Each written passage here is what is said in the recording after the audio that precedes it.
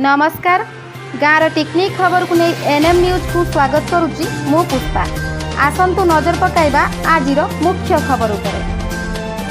बांसड़ा पंचायत को 36 घंटिया सटडाउन घोषणा कले स्थानीय सरपंच। भद्रक जिला चांदबाली ब्लॉक रो बांसड़ा पंचायत को 36 घंटिया सटडाउन घोषणा करिसेंती स्थानीय सरपंच। आज सकाळ 6 घटिकारु 23 तारिख संध्या 7 घटिका पर्यंत सटडाउन घोषणा करिसेंती सरपंच प्रशांत दास। बांसड़ा थाना रे कार्यरत जणे एसआई कोरोना पॉजिटिव चिन्हट परे एपरी निष्पत्ति सरपंच नैथिबा जणाइछंती। कोरोना पॉजिटिव चिन्हट पुलिस बाबू जनक स्थानीय पंचायतर झाड़खोटा गाँव में घर भड़ा नहीं रहुतिले, तेणु अनेक लोकों सांगरे मिलामिशा करिथिबार संदेह करी स्थानीय सरपंच 36 घंटिया सटडाउन करिसेंती। तेबे एही समय रे पंचायतर सबु दुकान बंद रहिबा सह बाजार मध्य बंद रहिछि।